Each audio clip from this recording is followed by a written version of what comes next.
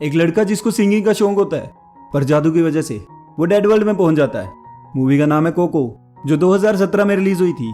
Guys, इस movie ने 2 Oscar भी लिए हैं, बेस्ट एनिमेशन और बेस्ट सॉन्ग के लिए। मुझे तो ये मूवी काफी अच्छी लगी और उम्मीद करता हूँ कि आपको भी ये मूवी बहुत ही पसंद आएगी। मूवी के शुरू में हम देखते हैं एक लड़का जिसका नाम मिगेल होता है, अपने ग्रेट ग्रेट ग्रैंडफादर के बारे में बताते हुए कहता है कि वो म्यूजिशियन बनने के लिए अपनी बीवी और उनकी बेटी जिसका नाम कोको होता है उन्हें छोड़कर वहां से चले जाते हैं।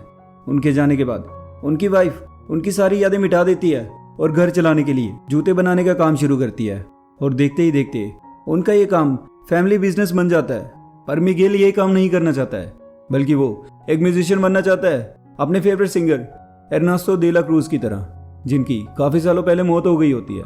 और एक दिन वो एक म्यूजिशियन के जूते पॉलिश कर रहा होता है, जो उसे टैलेंट शो के बारे में बताता है। मिगेल शो में पार्टिसिपेट करना चाहता है, पर उसकी फैमिली में सबको म्यूजिक से नफरत है। और अगले दिन जब वो टैलेंट शो के लिए जा रहा होता है, तभी वो अपने ग्रेट ग्रेट ग्रैंडफादर की फोटो गिरा देता है। जब वो पूरी फोटो देखता है, उसे पता चलता है कि उनका गिटार सेम दे ला क्रूज की तरह है। तभी मिगेल को पता चलता है कि उसके ग्रेट ग्रेट ग्रैंडफादर ही फेमस म्यूजिशियन दे ला क्रूज थे। मिगेल सबको बताता है और कहता है मैं भी इनकी तरह म्यूजिशियन बनूंगा, जिससे सुनकर गुस्से में उसकी दादी उसका गिटार तोड़ देती है और वो भी गुस्से में वहां से चला जाता है टैलेंट शो के लिए। पर गिटार ना होने के कारण वो हिस्सा नहीं ले सकता है। मिगेल अब दे ला क्रूज का गिटार चुराने का सोचता है और पहुंच जाता है दे ला क्रूज के टोम पर और उसका गिटार चुरा लेता है। मिगेल जैसे ही गिटार बजाता है, विंडो से लोग देखने लगते हैं। दे ला क्रूज के गिटार को देखने वहां पर गार्ड आता है, जिसको मिगेल नहीं दिखता और वो उसके आर पार हो जाता है। मिगेल को अब कोई नहीं देख पा रहा होता सिवाय उसके डोगी दांते के। मिगेल डर जाता है और उसको हर जगह भूत दिख रहे होते हैं।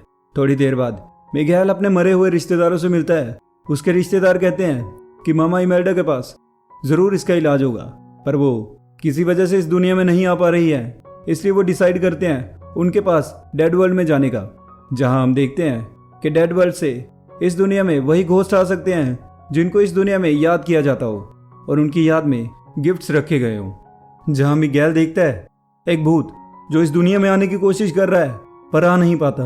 अब मिगेल उसके डोगी के साथ मामा इमेल्डा के पास पहुंचता है, जहां पर मामा इमेल्डा उसे बताती है कि श्रद्धांजलि दिवस में पूर्वजों को गिफ्ट्स दिए जाते हैं, उनकी चीजें नहीं चुराते। अब इसको ठीक करने के लिए तुम्हें फैमिली की ब्लेसिंग लेनी पड़ेगी सनराइज से पहले, वरना तुम कभी वापस नहीं जा पाओगे। मामा इमेल्डा मिगेल को ब्लेसिंग देती है और कहती है मैं तुम्हें ब्लेसिंग देती हूँ कि घर पहुंचो, मेरी तस्वीर चढ़ावे के पास वापस रखो और म्यूजिक से दूर रहो। मिगेल एक्सेप्ट करता है, जिसके बाद मिगेल वापस आकर फिर से उनकी गिटार चुराने की कोशिश करता है, पर वापस उनके पास डेड वर्ल्ड में आ जाता है।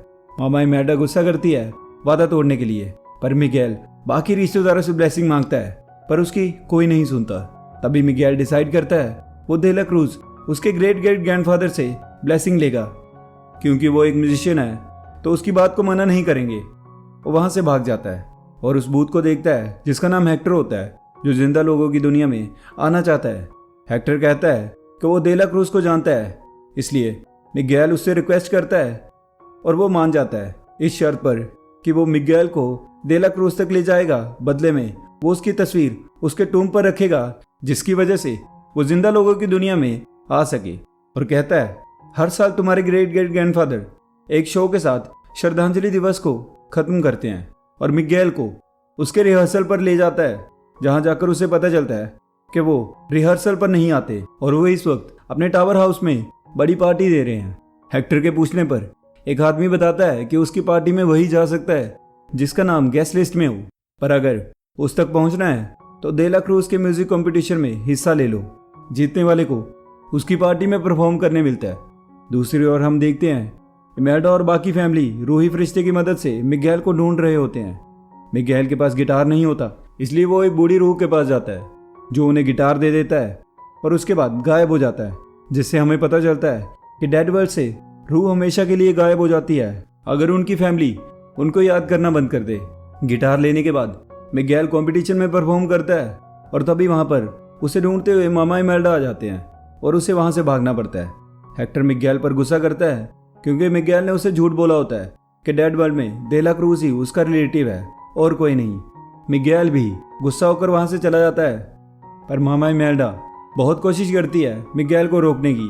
कहती है, आज भी वो एहसास याद है जब मेरे पति साज बजाते थे और मैं गाती थी, सब कुछ भुला कर गाती थी।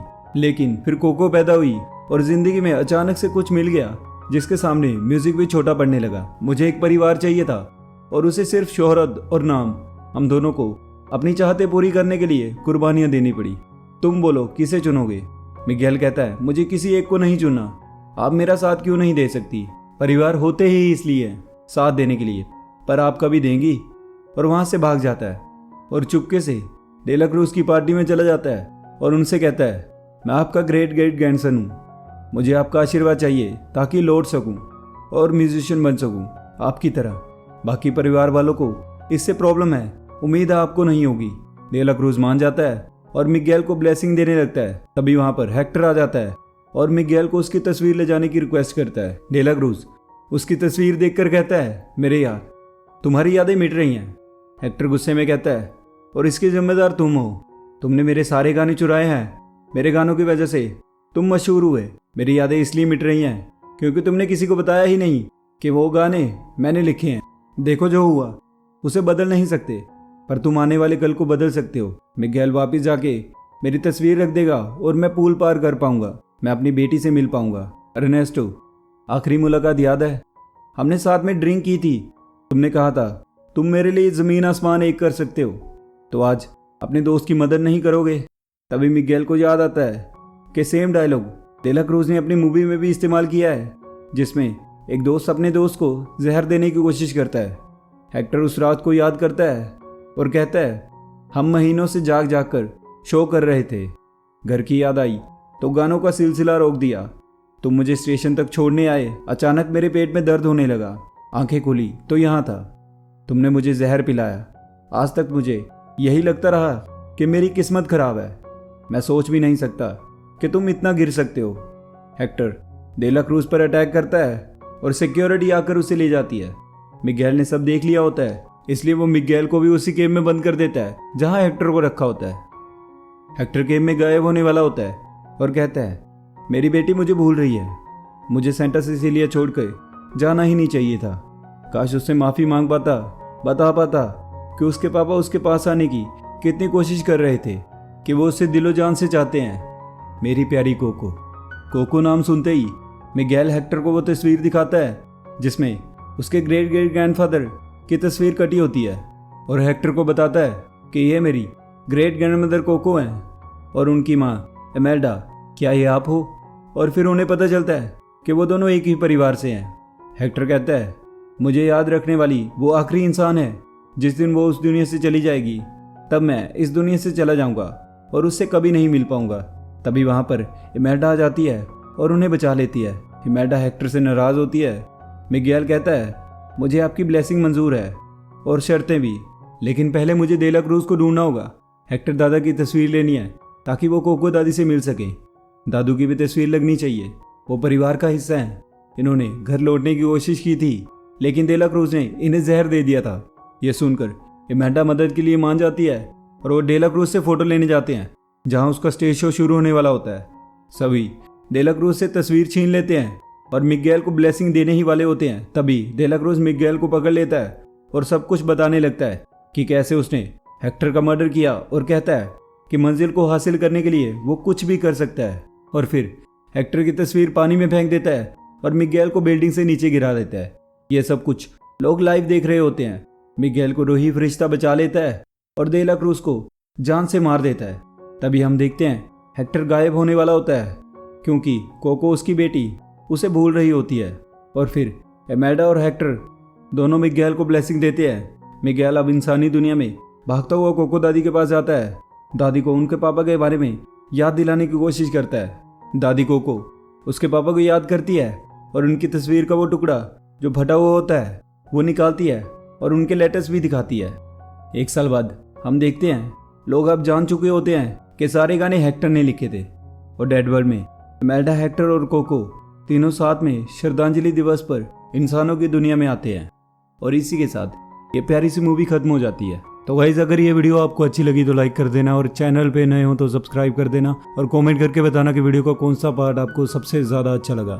मिलते हैं नेक्स्ट वीडियो में। Bye bye.